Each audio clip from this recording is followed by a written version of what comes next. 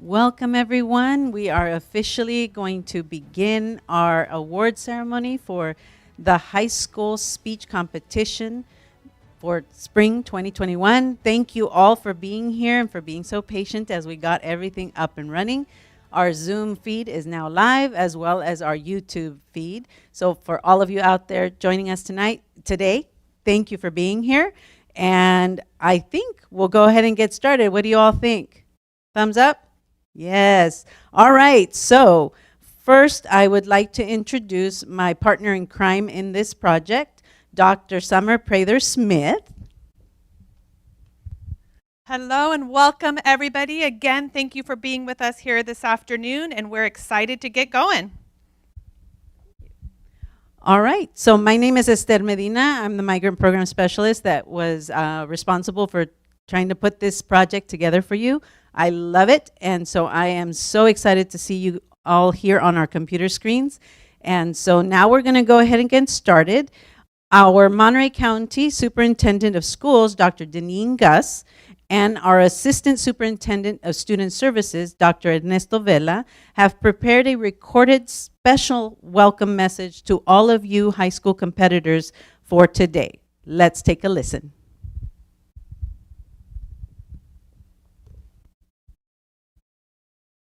It's an honor to join you here virtually to celebrate our outstanding and courageous students who are learning the essential skill of public speaking. I would like to congratulate and thank the families, teachers, and support staff who have innovatively worked to create a virtual program to engage our students under these unique and often difficult times. Your time and dedication is so very appreciated and recognized. To the students who committed to this first ever virtual program, you have given late nights, weekends, and countless hours to this rigorous academic endeavor, and I can guarantee you, this time will not be wasted. The skills you are learning and sharpening will help you succeed in high school, in college, and in your career. Speech provides you an opportunity to develop skills in research, critical thinking, organization, and communication. These skills lead to confidence in speaking situations, spontaneity in interviews, improved writing, and an openness to diverse perspectives. Being able to listen critically, remain calm and composed under pressure, find solutions to problems, and tell a good story are all skills that employers value. On top of all of that, you are facing right now with virtual learning and living during a pandemic. You may be feeling discouraged in how this year has gone. We hear you, we understand these feelings, and we share your frustrations. The COVID-19 pandemic has been life-changing. It has shown you that you are dedicated to learning, that you are adaptive, and that you can handle stress and stressful situations with thoughtfulness and poise.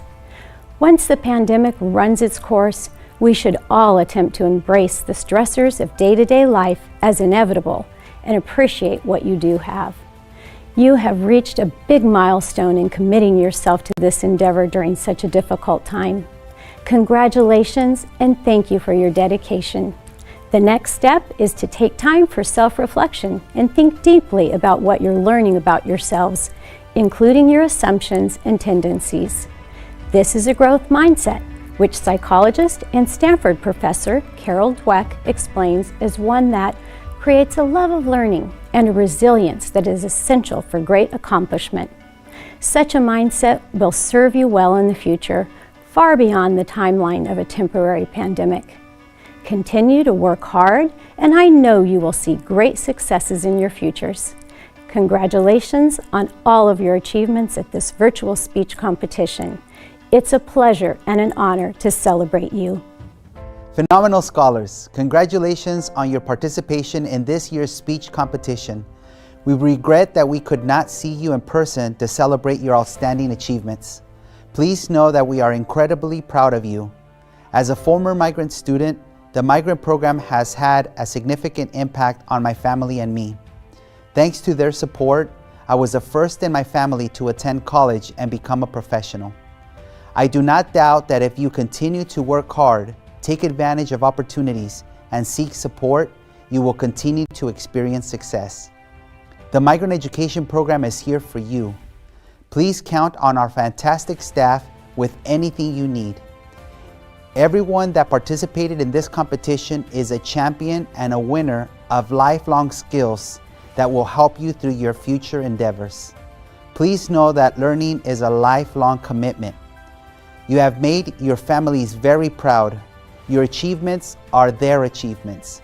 Please thank your loved ones for being there for you. Again, congratulations. I hope to see you in person very soon to shake your hand for a job well done.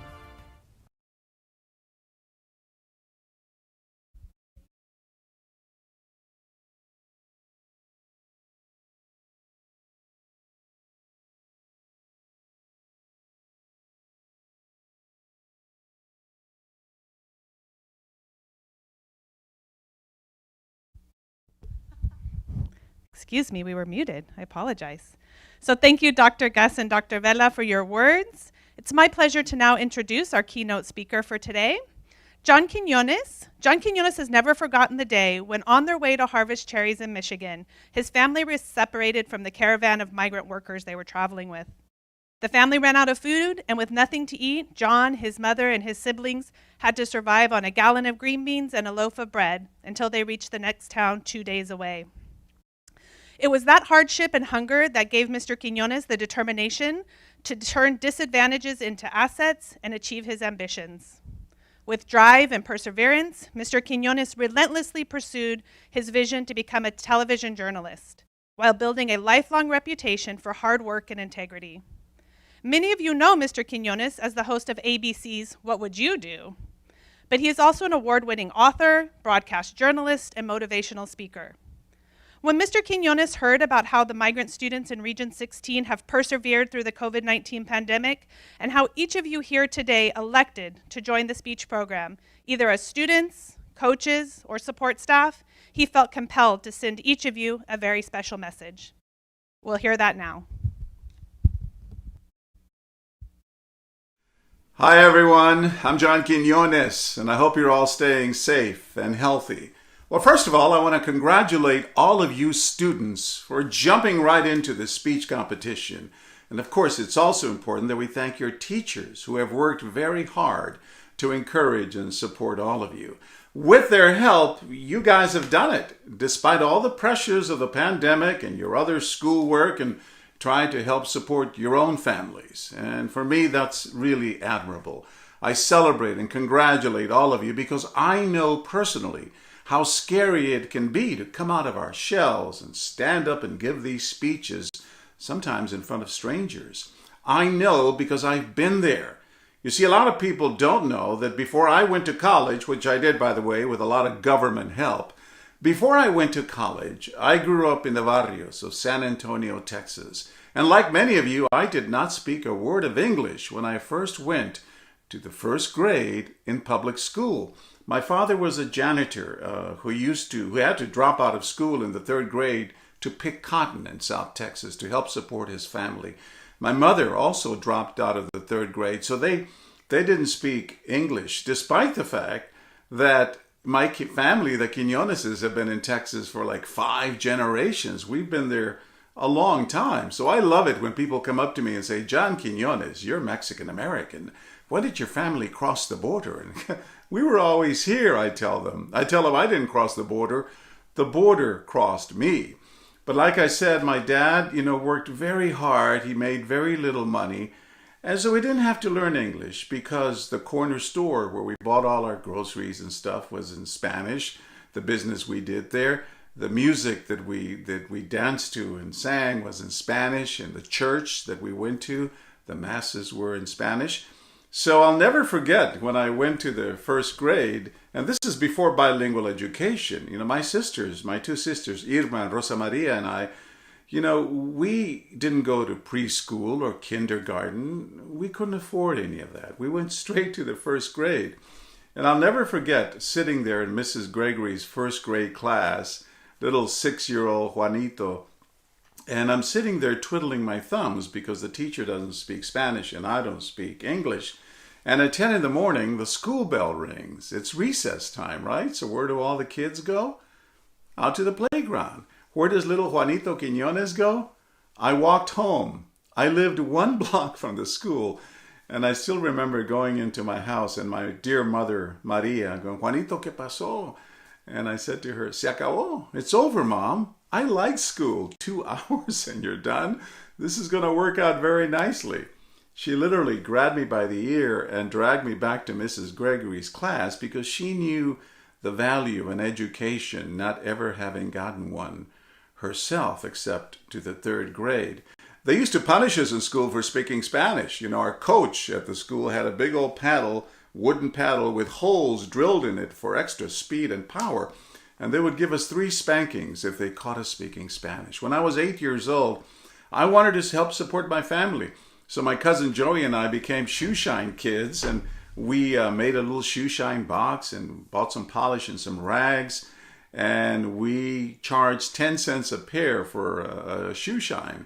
And I remember we used to go to the cantinas, all the bars in San Antonio, because the drunk guys didn't realize how much they were tipping us. And we made a killing until one night we're coming home late at night, and we were jumped by a gang. It was a tough neighborhood. There were a lot of drive-by shootings and drugs and all that, gangs. And they stole my rags and my shoe shine box and my earnings from the night. And that was the end of my shoe shining career. And then when I was 13 years old, my father was laid off from work as the janitor. He was the janitor at the high school that I went to. And we did what a lot of Hispanic families in South Texas had to do. We became migrant farm workers, like many of you. We joined a caravan, my 2 sisters, my mother and father and I, of strangers. We jumped in these trucks with strangers, and we journeyed 1,700 miles from San Antonio, Texas to Northport, Michigan, the cherry capital of the world, where we picked cherries for 75 cents a bucket. And I remember strapping these, buckets around my neck and teetering on the top of these ladders. And it would take me 2 hours to fill that darn bucket for 75 cents. And then we did that for about 6 weeks. And we did what all migrant farm workers do. We followed the crops. We went from Michigan to Ohio, a little town outside Toledo, Ohio, called Swanton, where we picked tomatoes for 35 cents a bushel. And man, I was a champion tomato picker, man. I would do 100 bushels a day. Well, back then, that's $35, right? 35 cents, 100 bushels. We did $35 a day. And my father would do 130 bushels, and my sisters would contribute, and my mother. And we learned the value back then of what it, like you guys have, of what it takes to pull ourselves up by our bootstraps in times of difficulty and coming out of that hole. But I'll never forget being on my knees on the cold, hard ground at 6 a.m, looking at a row of tomato plants that for a young 13-year-old boy's eyes seemed to go on for miles and miles. That's what I had to look forward to that day. And my father, Bruno, looking down and saying, Juanito, do you want to do this kind of work for the rest of your life? Or do you want to get a college education? It was a no-brainer. I knew that I didn't want to do that kind of hard work, that back-breaking work, but no one believed in me. When I came back to San Antonio to go to school, and of course we got there back late, we left early and came back late in the school year, I would ask my teachers in the 9th grade, how do I prepare for the SATs? How do I prepare for the ACTs? How do I take advanced placement classes in English, math, biology? Because I knew that I was going to the barrio schools where they weren't preparing us for college, and no one in my family had ever gone to college, so I had no role models that way. And I would ask my teachers, how do I do that? How do I prepare? And they would look at me, and do you know what my own teachers and my own counselors would say? They would look at me and say, John, it's wonderful that you have this dream of someday being a television reporter, because I wanted to be a reporter since I was a little boy. They would say, it's wonderful that you have this dream of being a TV reporter, but we think you should try wood shop or metal shop or auto mechanics. Not that there's anything wrong with those great trades. A lot of people make a good hard living, right? A lot of our friends and relatives make a good hard living doing that kind of work, but I wanted to go to college. And my own teachers and my own counselors did what people do on that show, What Would You Do? Every Friday night, they judged me by the color of my skin and the accent of my voice. But thank God for my mother Maria, man. She was the one who kept pushing and encouraging. She would say, "Mijo, it doesn't matter that you have to wear the same clothes to school every other day. At least we wash those clothes, right? They're clean." She would say, "Mijo, it doesn't matter that you have to take bean and tortilla tacos for lunch when all the other kids are taking their fancy bologna and white bread. That doesn't matter." She says, "What really matters," she would say to me, "is what's in here in your cabeza, in your brain, and what's in here in your heart, in your corazón." So that's what kept me going. It was during the Civil Rights Movement. And I remembered the words of Martin Luther King, who once said that in times of adversity, when things get tough, in times of adversity, you got to have faith, right? And faith is taking that first step. It doesn't matter if you can't see the entire staircase. Just take that first step, because tomorrow there'll be another step, and the next day another baby step. You know, my first step kind of brings us back to the speech competition. My first step was trying to get over my accent, because I knew if I wanted to go to broadcast, I had a heavy Mexican accent. I would say, "These are my shoes, this is my shirt," and people would make fun of me. And I knew that I probably wouldn't be able to go onto television news if I had a heavy accent. And I love accents. And I'm very proud to be Latino and to be able to speak Espanol. But I knew that I would have to overcome that. And we're very shy as Latinos so often, right? We don't want to come out of our shells. So I forced myself. That was my first step. Following the advice of Martin Luther King, take that first step. It doesn't matter if you can't see the entire staircase. I decided to try out for the role of Romeo in Romeo and Juliet, in a citywide production of the play in San Antonio. So I tried out in drama class. I joined the drama class and I pushed myself. I was forcing myself. And maybe it's because no one else tried out, but I got the role of Romeo. And the good news is that I got to kiss Juliet, my first girlfriend. But the bad news was that I had to wear these ridiculous leotards, you know, in this ridiculously macho school. I'm just glad there was no YouTube back then. But that's how I overcame coming out of my shell and speaking out in public. And I wanted to tell stories. I joined the newspaper staff at my high school, and I wrote stories, and I became the chief of editorials because I wanted to shine a light on the kinds of stories that we as Latinos face in our communities, all the good stories that are never told, and all the bad stuff. I remember when we were migrant farm workers, we would go shopping on Sundays at the Goodwill store or go for an ice cream, you know, when we weren't working the fields. And people in Michigan would follow us around in that little town because we were Mexicanos and because we were dressed, you know, kind of poorly, and we spoke English with a heavy accent. And people would follow us around thinking that we might steal something, right? And those are the kinds of stories that we now do on What Would You Do, right? What do you say if you see someone presuming the worst of someone simply because of the way they look or because of the accent they speak? So I was able to then go to college with a lot of government help, as I said, and a lot of loans, and get a job in local TV and then wind up at ABC News years later. But it was always because I was determined to make my dream come true. And I say all of this to you because I want to remind you that anything is possible in this great country of ours if you just are determined. As we say in Spanish, if you got the ganas and you never get discouraged and you never take no for an answer. But if you do, if it ever looks like, you know, you're getting a little discouraged and you think you're not going to make it, I want you to remember the story of John Quiñones, the kid who grew up speaking Spanish, who grew up in the barrio, who didn't speak a word of English when he went to the first grade, the kid who used to shine shoes on the streets of San Antonio, and then picked cherries in Michigan and tomatoes in Ohio as a migrant farm worker.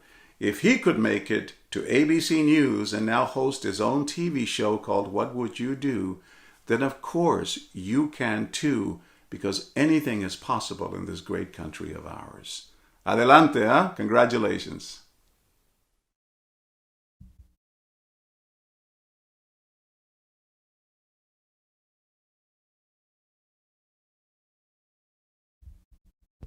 Thank you, Mr. Quiñones, for your kind words, your support, and your commitment and dedication to migrant families throughout the United States. And with that, we're going to get ready to begin.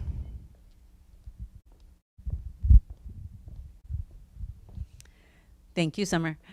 Okay, so we are ready to begin with our awards. As you know, we have 8 categories, 4 in Spanish, 4 in English. Some were loaded with competitors and some not as many, but we're going to award up to 5th place for almost every category. So, here we go with 9th grade. Los voy a decir en español porque es discurso en español. Así que para el 9º grado, en discurso en español, en 5º lugar, de la región 16, de Salinas, la preparatoria de Salinas, Omar Zamora. Un aplauso, un aplauso.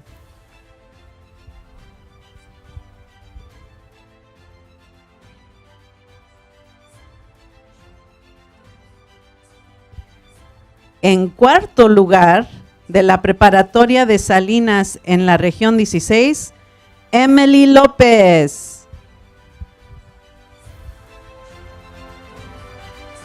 Un aplauso, un aplauso.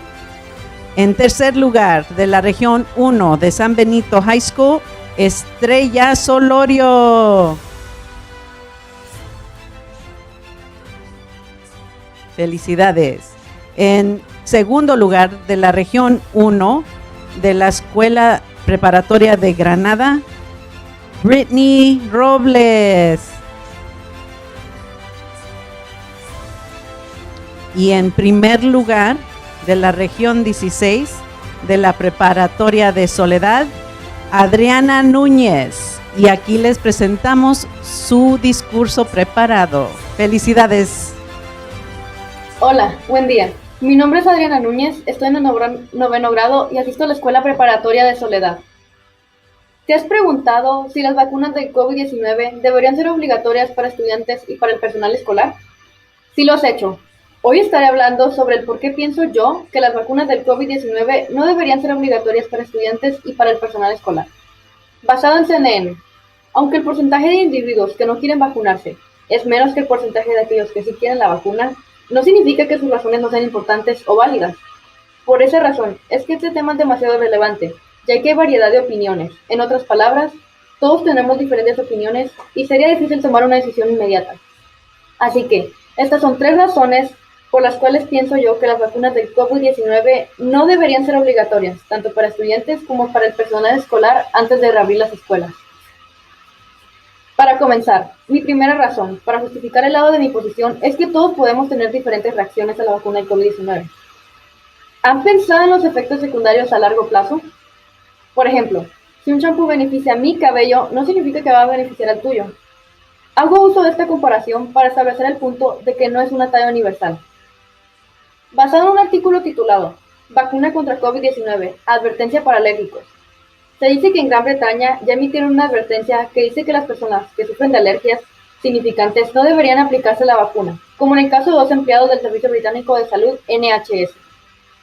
En relación con mi razón previa, en lo personal, los doctores advirtieron a mi tía que vive en México que sufre de anemia y que si se pone la vacuna contra el COVID-19 podría tener efectos secundarios porque básicamente le están inyectando el virus.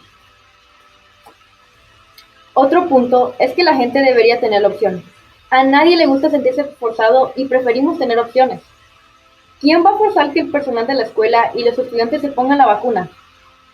El periodista José Corbella dice, y yo cito, a primera vista se vacuna todo el mundo y epidemia resuelta, pero piensa en un momento en las dificultades. Por ejemplo, una dificultad sería que no todo el mundo quiere vacunarse. Me pregunto, ¿quién va a controlar que todo el personal escolar y estudiante se vacune y quién no se vacune? ¿Quién los va a ir a buscar y a convencer? ¿Los policías que ya están desbordados? ¿Los mediadores sociales que no tenemos? Imagínense forzar a millones de personas a vacunarse y a los días o semanas siguientes tienen un infarto, una apendicitis o cualquier problema de salud como lo hubieran tenido de igual forma si no se hubieran vacunado. Pero, si no quieren vacunarse inicialmente y después tienen un problema de salud, van a pensar que fue por culpa de la vacuna y va a ser imposible argumentar lo contrario. Si la vacuna fuera obligatoria, empeoraría la confianza que las personas le tenemos a las vacunas en general. Por lo tanto, esto me trae a mi última razón, que es que la vacuna del COVID-19 no es urgente. Otros pueden decir o opinar que quizás hacer obligatoria la vacuna del COVID-19 sería la manera más eficaz para que pronto regresen los estudiantes y personal a la escuela. Pero lo que fallan de entender es que no urge, porque aún así, sin estar completamente vacunados, estamos asistiendo a prácticas deportivas. Todo ya está volviendo a la normalidad, pero estamos teniendo precauciones. Por ejemplo, ya se están volviendo a abrir los cines, zoológicos, tiendas, espacios turísticos, incluso escuelas, y aún así no es obligatorio estar vacunado.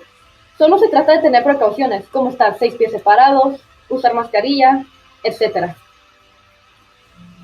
Por estas razones, las vacunas del COVID-19 no deberían de ser obligatorias para el personal de la escuela y estudiantes antes de reabrir. Supongamos que las vacunas son obligatorias. Podría terminar en efectos secundarios, en una batalla entre todos, y aún causar una desconfianza aún más grande en otras vacunas. Y por último, la gente podría parar de usar sus máscaras y ser menos precavidos. Jueces, espero que después de identificar mis 3 argumentos, tomen en consideración mis razones. Muchos argumentarán que la vacuna no les ha causado efectos secundarios, pero no podemos ignorar lo siguiente.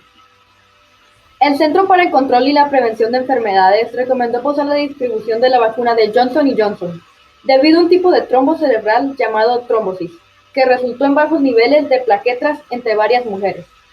Muchas gracias por su atención. Eso fue todo de mi parte. Tengan un buen día.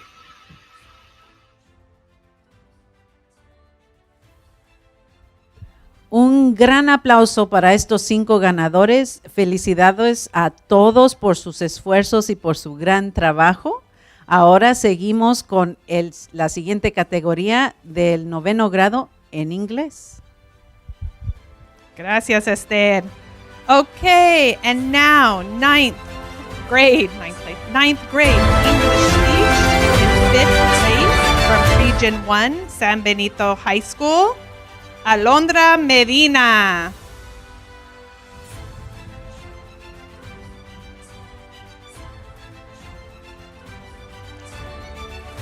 In 4th place from Region 16, North Monterey County High School, Ulises Jimenez.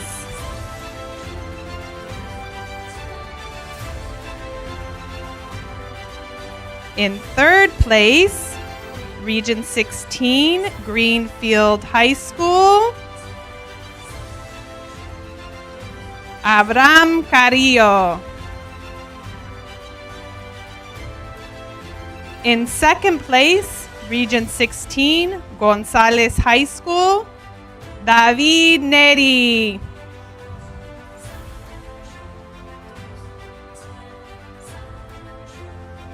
And in 1st place, Region 16, Salinas High School, Alejandra Zamora.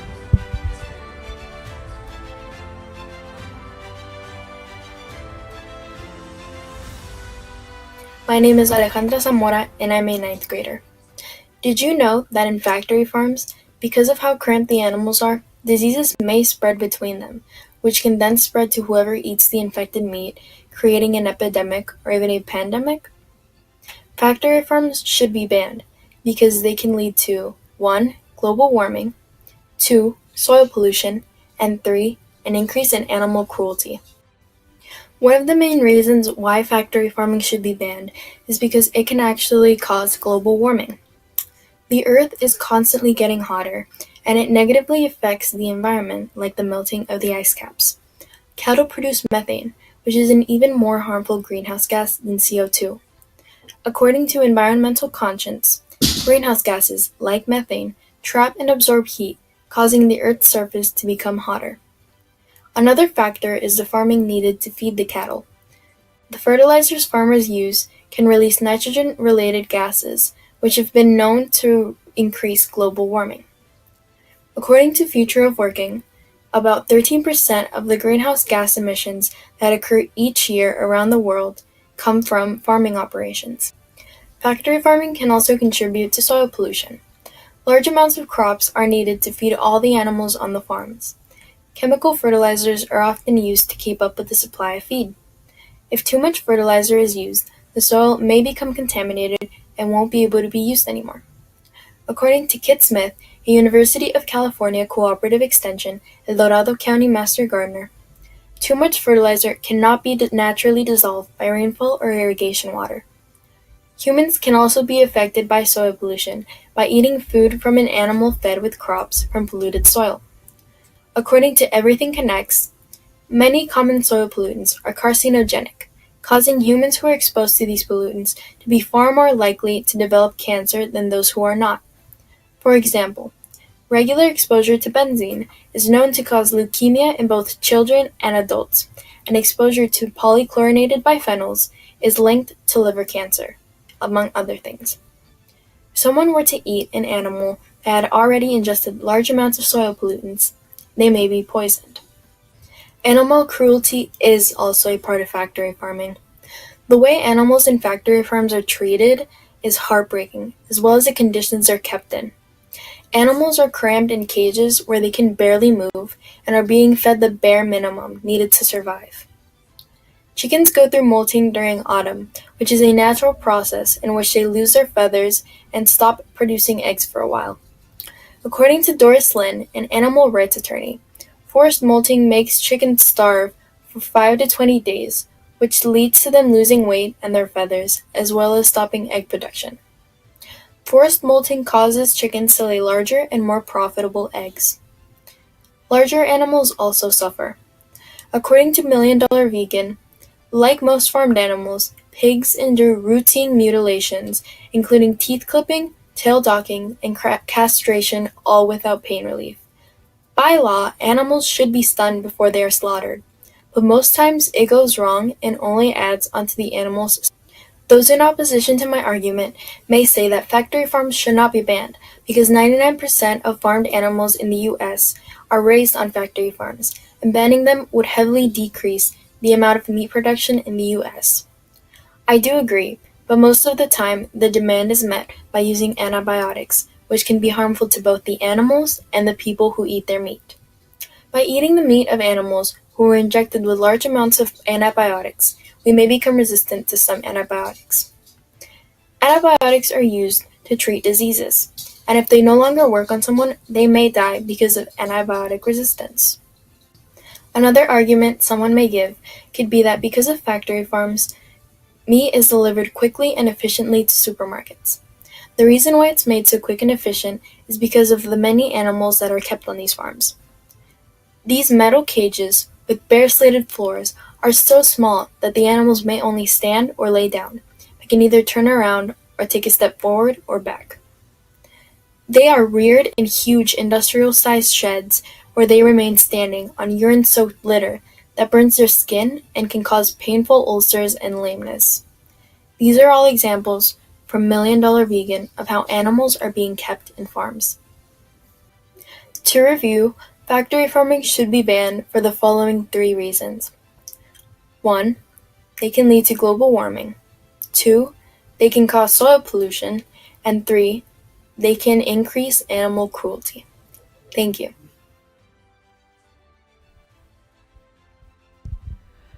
Thank you for those amazing words, Alejandra. And now we move to 10th grade in Español. Thank you. Gracias. Ahora vamos a anunciar el ganador del 10º grado en discurso preparado en español. Fue un jovencito que fue parte de esta categoría y el ganador es Ángel Rodríguez de San Benito High School de la región 1. Ahorita escucharemos su video. Felicidades, Ángel. El contagio del COVID y terminar con esta pandemia. Porque ¿qué prefieren, parado o intubado? Al final, espero que quede convencido que deberían ser obligatorias las vacunas para el personal escolar y los estudiantes antes de reabrir las escuelas. Por estas 3 razones. La primera razón es para evitar contagiar el virus y evitar expandir esta enfermedad. La segunda razón es para evitar contagiar entre maestros y estudiantes. La tercera razón es ponerle las vacunas a la gente elegible antes de reabrir las escuelas porque la demanda es muy alta. En primer lugar, una de las razones es para evitar contagiar el virus y evitar expandir esta enfermedad. Como lo dice el artículo, todos los empleados de la escuela necesitan vacunas del COVID-19, no solo los maestros, antes de reabrir las escuelas por Chris Funk. Dice el argumento que las aperturas de la escuela se basan en la vacunación de los profesores. La gente olvida que las escuelas son pequeñas ciudades y emplean no solo a los maestros, sino también a los consejeros, secretarias, conserjes, trabajadores de nutrición infantil y una gran cantidad de personas de apoyo y organizaciones comunitarias. Esto significa que todos debemos vacunarnos porque eso ayudará a detener el contagio. Resulta que en escuelas hay una alta probabilidad de contraer el virus y es lo que tenemos que evitar. En segundo lugar, las vacunas deberían ser necesarias para ayudar a prevenir el contagio, porque las vacunas son importantes y necesarias sobre todo para los maestros que trabajan con niños. En un artículo titulado ¿Cuándo podrían vacunarse los niños y adolescentes para el COVID-19? Por Lauren Massakersh. Escribe, la mayoría de los expertos y autoridades de salud, incluidos los centros y prevención de enfermedades de la CDC, no enumeran la vacunación de los niños como un requisito previo para volver al aprendizaje en persona, que agregó un grado de protección a los estudiantes, el personal escolar y sus familias. Esto muestra que para poder abrir las escuelas hay que poner la vacuna a todo el personal escolar y así poder abrirla de manera segura. La escuela de manera segura. En tercer lugar, es bueno poner las vacunas a la gente elegible antes de reabrir las escuelas porque la demanda es muy alta. Como dice el artículo Juegos del Hambre, la aplicación de vacunas en Estados Unidos tropieza mientras estados y condados quedan a su suerte. Robert Cusini y Kurt Betting escriben, estamos limitados por el suministro de recibos, dijo el doctor Joseph Cutter, el principal funcionario del Estado y médico principal del Departamento de Salud Estatal. Hay mucho más demanda de lo que hay disponibles en vacunas. Es decir, que es mejor esperar para que todos haya.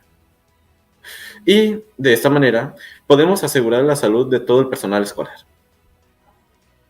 Los oponentes dicen que la vacuna para el COVID no debería ser obligatoria para el personal escolar y los estudiantes antes de reabrir la escuela.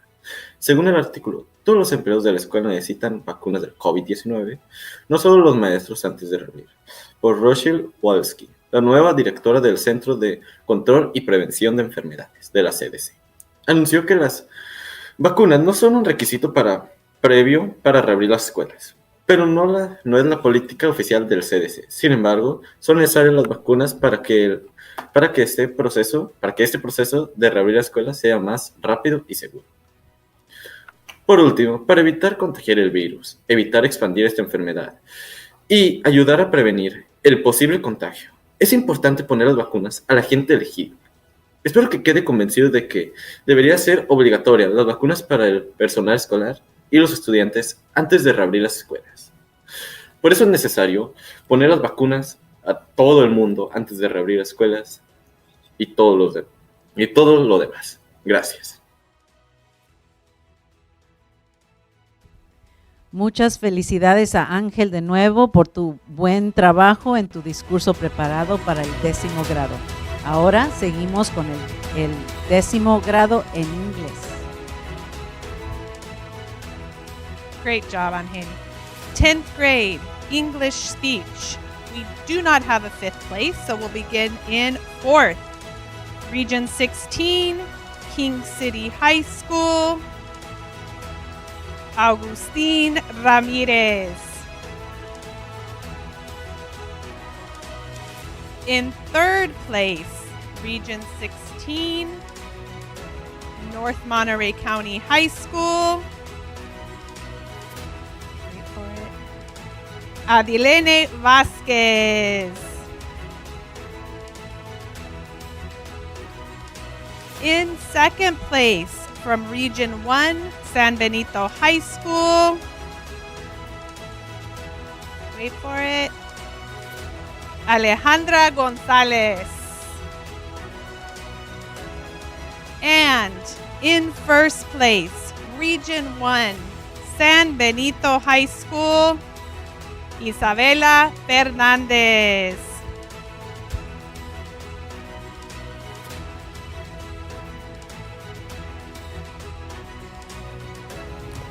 It's an image that will forever be engraved in my mind. Cows knee-deep in their own manure. Pigs and chickens in a state of misery, enclosed in spaces as small as an iPad. These are only a few of the images I saw when researching factory farming. Sadly, this behavior against animals is the norm happening in countless factory farms. That's right, the delectable chicken enjoyed by consumers is the product of inhumane treatment of animals. Cruel treatment of animals, pollution of the environment, and endangerment of human lives are all due to factory farming.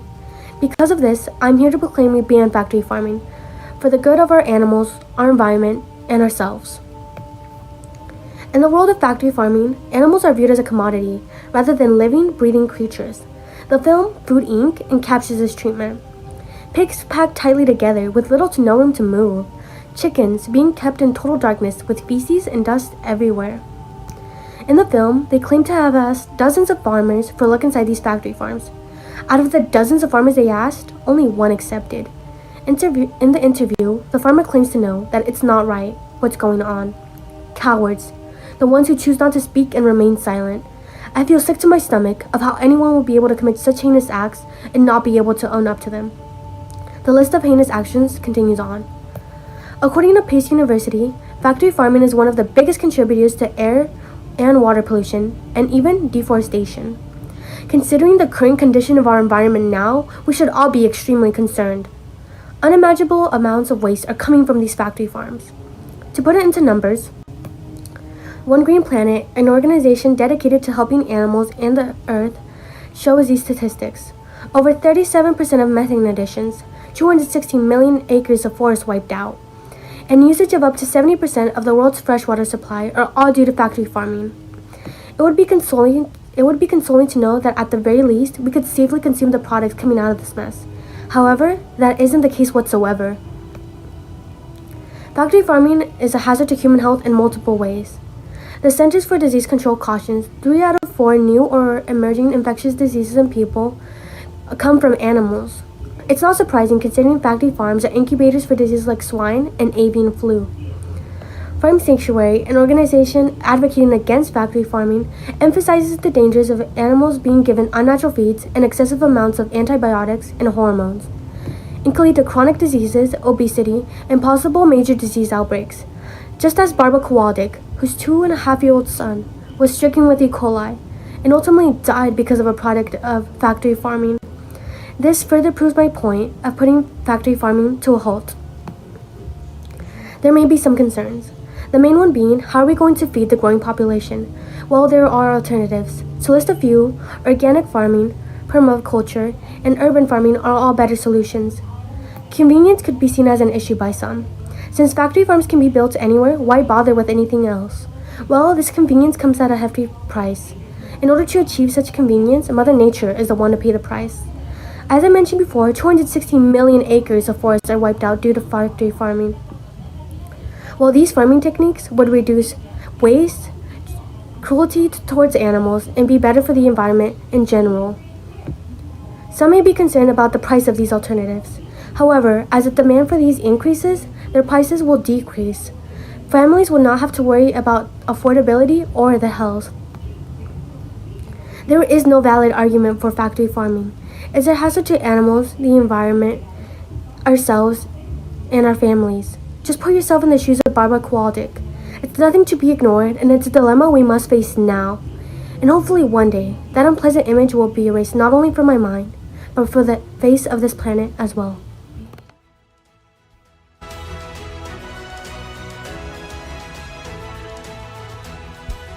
Thank you, Isabella, for your amazing speech and your beautiful words. Now we're going to move on to 11th grade speech en español. Felicidades a todos los ganadores de la categoría anterior. Now we go to 11th grade. Discurso preparado en español. No tenemos a alguien en el 5º lugar, pero tenemos en el 4º lugar de la Escuela San Benito en la región 1. Nayeli Rivera. Felicidades. Luego, en tercer lugar, de la región 1 de la preparatoria de Granada, tenemos a Evelyn Arroyo. Enseguida, con el segundo lugar de la región 16 de la preparatoria de Alizal, ¿Quién será? ¿Quién será? ¿Quién será? La señorita Arly Lara. Y en primer lugar, de la misma preparatoria de Alizal, de la región 16, la señorita Jocelyn Talavera.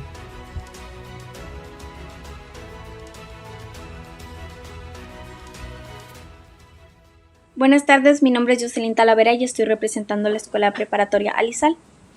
Antes que todo, me gustaría que los aquí presentes se tomaran un segundo para imaginar sus vidas confinadas en una oscura y húmeda habitación.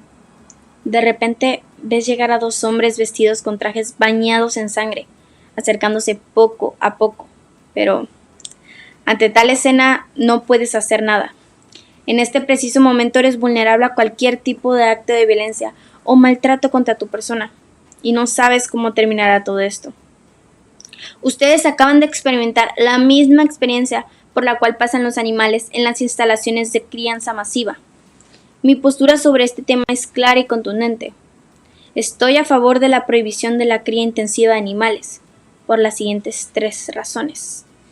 Primero, este tipo de cría promueve el maltrato y la crueldad hacia los animales. Segundo, la cría intensiva de animales genera grandes cantidades de desechos, que además son tóxicos para nuestro medio ambiente y para los seres vivos. Y por último, como los estándares de higiene en las granjas de cría intensiva son abominables, esos animales viven en las peores condiciones de vida y de intenso confinamiento que uno puede llegar a imaginar. En cuanto al maltrato animal, en las instalaciones de crianza intensiva tratan a los animales como objetos y no como seres vivos. Un artículo publicado en milliondollarvegan.com relata que los animales en dichas instalaciones son víctimas de confinamiento, golpes, mutilaciones, embarazos forzados, sustracciones de crías y de arrebato de sus vidas sin compasión. Además, en el documental Gritos silenciados, podemos observar cómo trabajadores apalean a cerdos ya sea en el lomo, la cabeza o la nariz, la parte más sensible.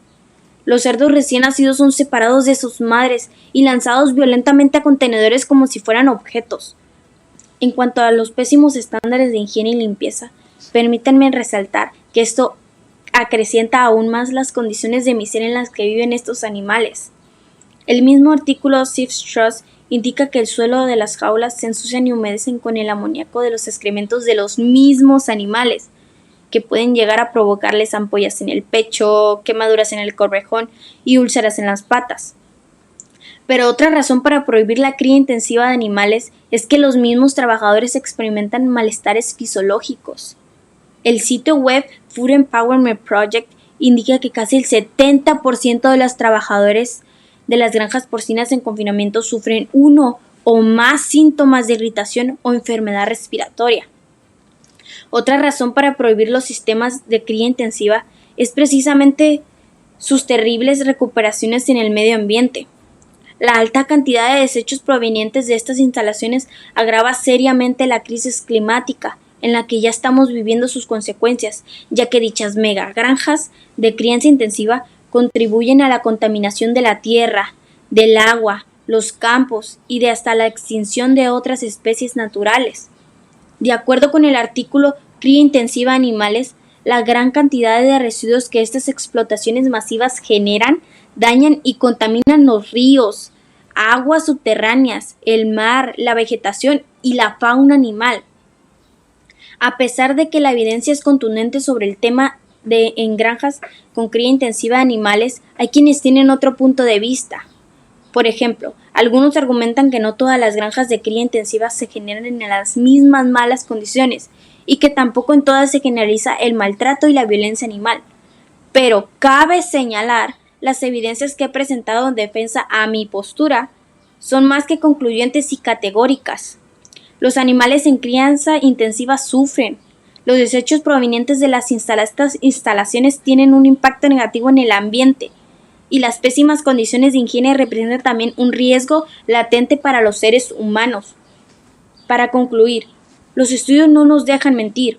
Los animales en las granjas de cría intensiva viven en muy malas condiciones de higiene y son víctimas de abuso y maltrato constante. Por consiguiente, deben de ser prohibidas por el gobierno de los estados Unidos de Norteamérica. Pongámonos en su lugar por un momento y preguntémonos, ¿en verdad es necesario someterlos a tal sufrimiento solo para saciar nuestro apetito? Muchas gracias y espero que pasen una espléndida tarde. Muchas felicidades a esta jovencita Jocelyn que ganó el primer lugar. Ahora seguimos con la categoría en inglés para el 11 grado, el grado 11. Congratulations to all of our previous winners. 11th grade English speech. We are going to begin in third place.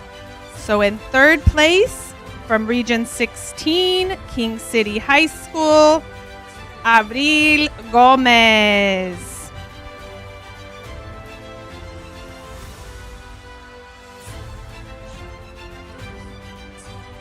In second place, from Region 1, San Benito High School, Genesis Vera. And in first place, from Region 1, San Benito High School, Cristian Mercado.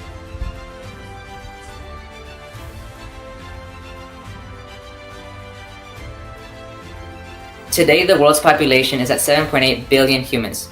This number is expected to increase over the years, and in the year 2050, it is projected that there will be 9.8 billion humans on Earth. All of these people are going to need to eat. But the question that seems to come with that is, how are we going to feed 7.8 billion people today, and how are we going to feed 9.8 billion people in the future? The solution already seems to be present with factory farming. Factory farms have been used since the mid-20th century to feed the increasing population. However, although they do provide a majority of the food consumed around the world, it is far from being a perfect means to accomplish that.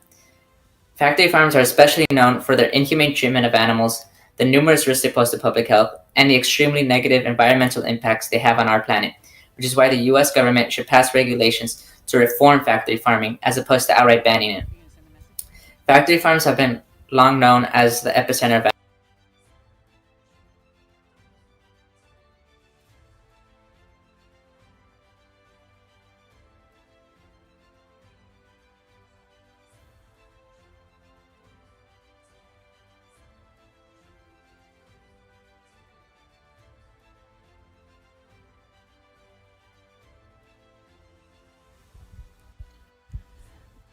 We have a slight technical difficulty. Please give us 1 second to put it back up on Zoom. I know that our YouTube feed, you're still out there watching us live. Please give us 1 moment as we fix the feed of the video. Un minutito, por favor, mientras se arregla la dificultad de la tecnología con el video. Denos un minutito, por favor.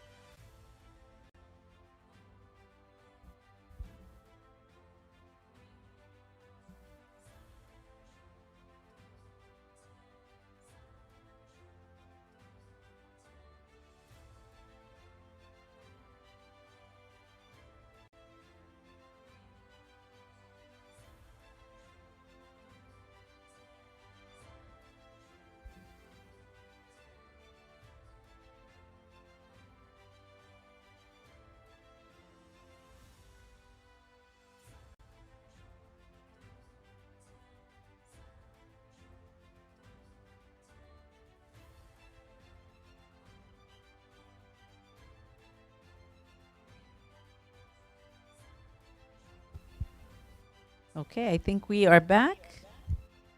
So we will start the video once again. Thank you. And again, this video is for Cristian Mercado.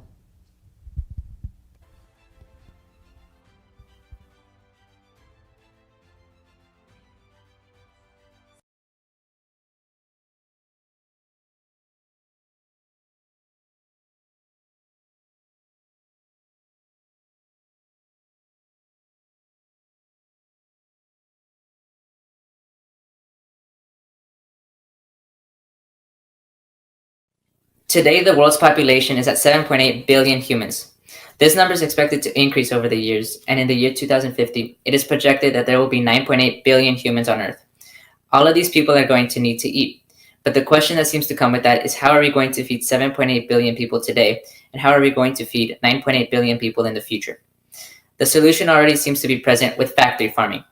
Factory farms have been used since the mid-20th century to feed the increasing population. However, although they do provide a majority of the food consumed around the world, it is far from being a perfect means to accomplish that. Factory farms are especially known for their inhumane treatment of animals, the numerous risks they pose to public health, and the extremely negative environmental impacts they have on our planet, which is why the US government should pass regulations to reform factory farming as opposed to outright banning it.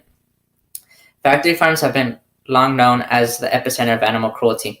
Animals living in factory farms are extremely overcrowded due to the large demand we have for their products. Thousands and thousands of them are crammed in just one warehouse where they live their entire short lives. Overcrowding causes them to be stressed and aggressive against each other, which means fights among animals are a regular sight.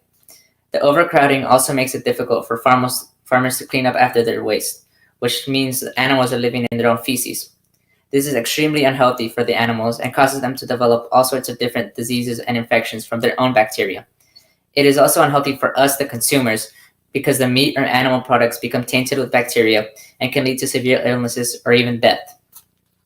We've learned from this pandemic how fast diseases and infection rates can spiral out of control. With the coronavirus pandemic, we didn't know this would happen and couldn't prevent it. But the government has a chance to prevent future major pandemics by regulating the amount of antibiotics given to farm animals. Antibiotics are extremely overused in factory farms. 5 years ago, factory farms bought 20 million pounds of antibiotics, accounting for 80% of all antibiotics sold in the US that year. Antibiotics are overused in factory farms because conditions are so terrible. The only way to keep factory farm animals relatively healthy is by just giving them all medicine, regardless if they're sick or not. This is called prophylactic dosing, and it's actually extremely dangerous for one major reason: superbugs. When animals are given a constant dose of antibiotics, the bacteria encounter the medicine so much they become immune to it, and so it becomes a superbug with nothing to stop it. The superbug will mutate, become stronger, multiply, and then spread from animal to animal until it reaches us and repeats. Then we have another pandemic just like this one. The large amount of waste and feces in factory farms doesn't only affect the animals and our food, it also affects our water sources. Factory farms do not have a very efficient form of waste management. Usually what happens on factory farms is that they store their waste in large pits called lagoons and think their job is done. However, lagoons aren't a very secure form of waste containment because they're prone to constant leaks and overflowing. When the waste leaks from lagoons, it travels to our groundwater, lakes, rivers, and streams, which are all sources of water for people and animals. The manure in water creates excess levels of nitrate, which then creates algal blooms and ultimately makes water undrinkable. And in today's climate, we can't afford to be losing any of our water sources. But what can the government do? What regulations can they create to stop all of these problems? Well, to stop the animal cruelty, there needs to be a minimum space requirement for animals living in factory farms, and there needs to be a limit for the amount of animals in one factory farm. This will stop the overcrowdedness in farms. The end to overcrowdedness will also make cleaning up after animals a lot easier, so there'd be less of a risk of superbugs. That, however, won't completely eliminate the risk of superbugs. To do that, the government needs to prohibit prophylactic dosing and make it so that only sick animals receive antibiotics and ultimately reduce antibiotic consumption and immunity. Finally, to stop the pollution caused by waste in our water source, regulations need to be put in place for a better form of waste management, like more secure lagoons, for example. Some may say that with all these regulations, why not just ban factory farming? Although these may be a lot of changes to factory farming, the ultimate goal will still be to produce as much food as possible, but this time with more awareness of its impacts. Factory farms are an extremely complicated issue that won't be an easy fix.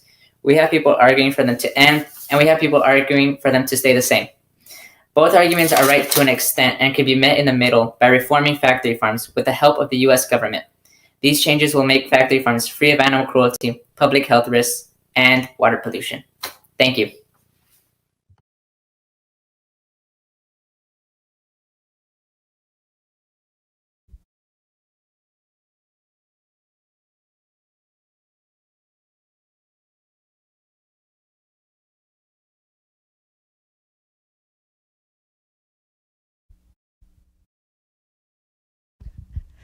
Congratulations. I'll repeat what she said. Congratulations to all the winners in 10th grade English.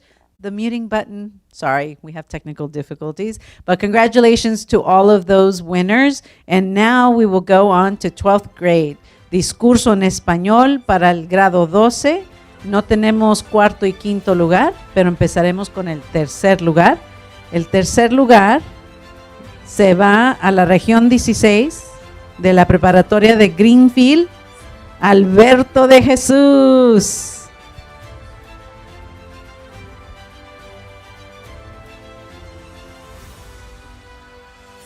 Ahí viene, ahí está, Alberto de Jesús. Felicidades, Alberto. En segundo lugar, también de la región 16, la premiación va a la preparatoria de González, a Gerardo Martínez.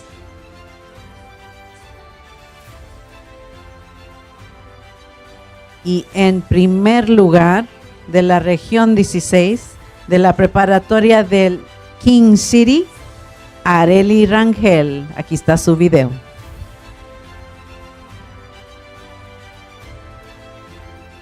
Buenos días, estimados jueces. Mi nombre es Areli Rangel Regalado.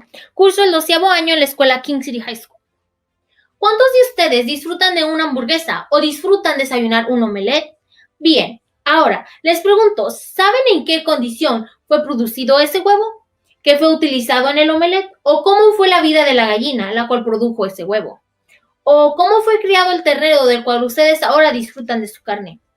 Yo estoy completamente de acuerdo que el gobierno de los Estados Unidos debería prohibir la cría intensiva de animales por las siguientes 3 razones. Primera, el bienestar de los animales. Segunda, las consecuencias de cría intensiva en el medio ambiente. Tercera, los productos y derivados de animales a largo plazo serán dañinos para la salud. En primer lugar, las granjas de producción intensiva son caracterizadas por explotar, engordar y, en su caso, torturar a inocentes animales para obtener ganancias con sus carne, leche, huevos y derivados. Un claro ejemplo, con lo cual me refiero a explotar y torturar, es lo siguiente. El confinamiento de los animales en jaulas que no les permiten caminar o estirar sus alas o inclusive dar unos cuantos pasos. Y si tienen suerte de poder ponerse de pie, lo hacen en sobrecilindros de metal o alambre, el cual tienden a provocar laceramientos de pies, cuerpos, inclusive huesos rotos. Según la página $1 Million Vegan, los animales se encuentran apilados, son alimentados el mínimo para mantenerlos con vida y finalmente, cuando es hora de cobrar, los envían a la muerte. Ahora, confinamiento, golpes, mutilaciones, embarazos forzados, sustracciones de sus crías, de sus huevos, de su leche, de su semen y arrebatados de sus vidas sin compasión. Son claros ejemplos del maltrato que reciben. Y esto es solo el principio. En segundo lugar, los daños que la cría intensiva causa en el medio ambiente son extremadamente dañinos a corto o largo plazo. Por ejemplo, para producir una sola hamburguesa, se necesitan 770 galones de agua, aproximadamente 30.500 litros de agua, lo que equivale a tomar una ducha de 2 meses. Sí, sin interrupción. Y sí, escucharon bien, 2 meses sin interrupción. Así que imaginen la producción total de hamburguesas que se realizan por día. Nos daría una cantidad de alrededor de 8 dígitos. Así que imaginen toda la cantidad de agua que será utilizada. Ahora, según la página ecomel.com, explicó que la ganadería es responsable de un 60% de los emisiones del óxido nitroso, que es 296 veces más peligroso que el dióxido de carbono. Así que si continuamos con la cría intensiva de animales, reduciríamos hasta un 40% la viabilidad de mantener un planeta saludable. En tercer lugar, los productos y derivados de animales a largo plazo serán dañinos para la salud, ya que muchos de los animales son criados con antibióticos y otros químicos que ayudan al crecimiento de los animales o la producción masiva de huevos o leche. Según la página BBC News, explicó que científicos han advertido que con el uso de los fármacos en la producción ganadera, la bacteria podría comenzar a desarrollar mecanismos y a mutar para defenderse de estos compuestos químicos hasta hacerse resistente a ellos, lo cual nos llevaría a bacterias dentro de nuestros cuerpos, los cuales serían casi imposibles de eliminar, creando enfermedades mucho más fuertes sin ninguna cura. Ahora, muchos de mis oponentes dirían que la cría intensiva de animales beneficiaría a los ganaderos con jugosas ganancias y producciones más rápidas, pero ¿bajo a qué costo? ¿Bajo la incapacidad de desarrollar su comportamiento natural, tensión, agresión y frustración? ¿O en simples términos, con el sufrimiento de los animales? Porque les recuerdo que así tal cual una persona tiene soledad, depresión, tristeza, son las mismas sensaciones que tienen los animales. Para finalizar, el gobierno de los Estados Unidos sí debería prohibir la cría intensiva de animales, ya que atenta con el bienestar de los animales, los malos resultados de la cría intensiva en el medio ambiente y los químicos que afectan al cuerpo humano a largo plazo. Así que este tiempo de que la tortura y crueldad sea erradicada. Gracias.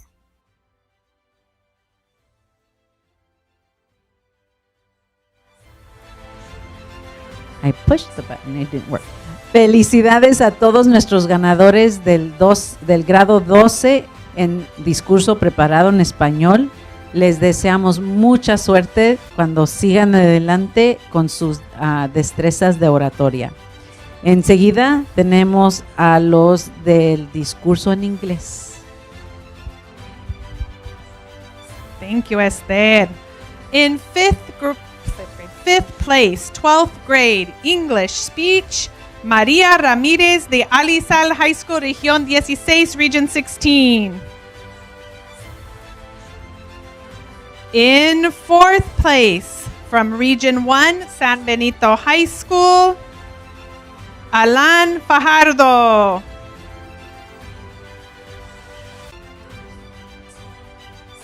In third place, from Region 16, Gonzales High School, Omar Neri.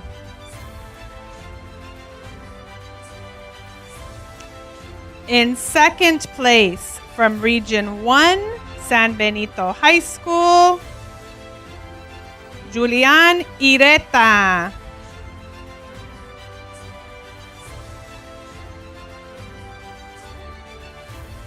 And in first place, from Region 16, North Salinas High School, Stephanie Lagañina, perdón.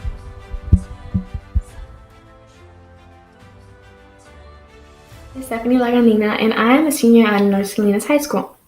Now, how many times have you eaten, whether it be a hamburger or homemade chicken, and wondered about where that food comes from? Well, chances are is that meat comes from factory farming, as 99% of animal products come from factory farming, according to the Science Institute. Why do we rely on factory farming so much? Well, because it has made food so accessible to everyone in the United States. Therefore, factory farming should not be banned in the United States due to its efficiency in providing for our increasing population at a low cost, its contribution to our economy by providing jobs, as well as its potential to be reformed. Factory farming is the most efficient way to feed our increasing population, and it has been very reliable, and there has been technological advances that cause it to be so efficient. Take food shortages such as the Dust Bowl, for example. Because of this, and according to an article titled Lesson Learned by the Dust Bowl by Ryan Wiseman, states, besides the introduction of advanced farming machinery, crops were bioengineered. This was the beginning of introducing technology to make farming systems more efficient for our large population. So we learned from food shortages how to make the most and prevent that from occurring. Not only is it so efficient, but it provides at a low cost. The 2020 census showed that 331 million people live in the U.S. and factory farming feeds most of them.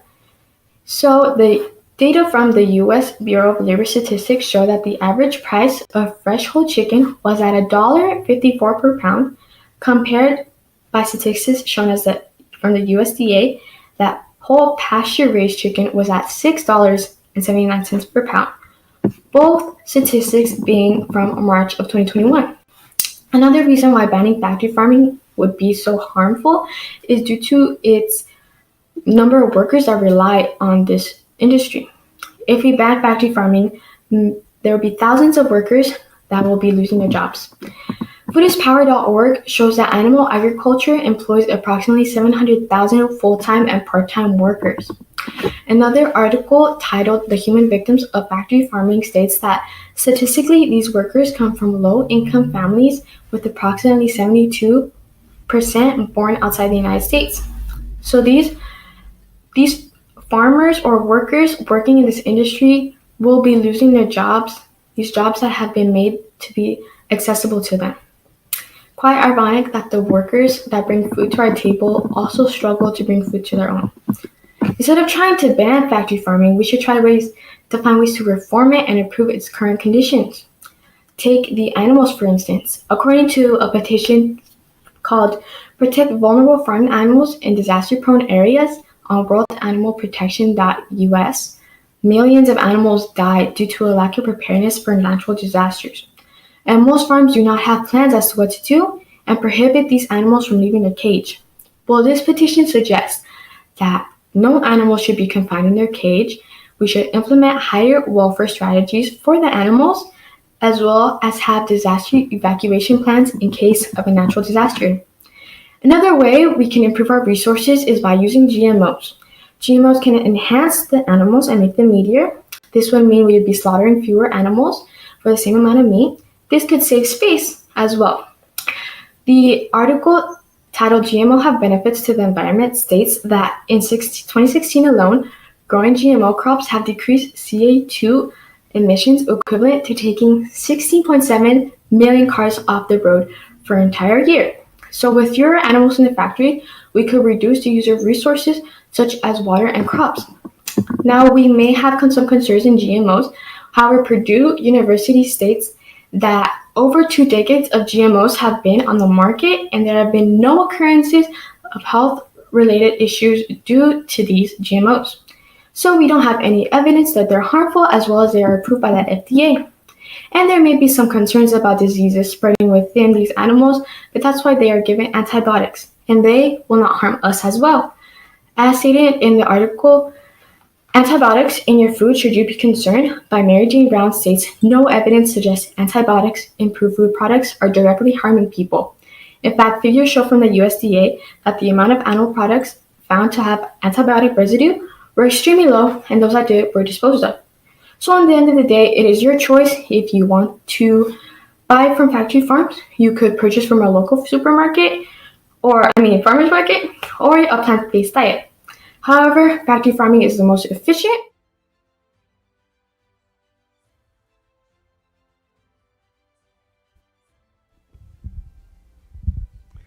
Thank you so much. And I sent a private message apologizing for the mispronunciation of the last name. And with that, we've concluded our award ceremony tonight, this afternoon. It's dark in here, so it seems like nighttime. I want to again thank all of you for your hard work and dedication during a time when I know you were challenged with also returning back to school for many of you. To all your coaches, to all the support staff, these projects couldn't happen without you, and we appreciate you more than words can say. Thank you to everybody, and let me have Esther say the last words. And we want to give a special thank you to our 21 judges who took a whole weekend out of their busy, busy lives to judge these amazing recordings. And we really could not do this without you. So thank you. Congratulations to every single one of you students for being here, for participating, and for joining us today.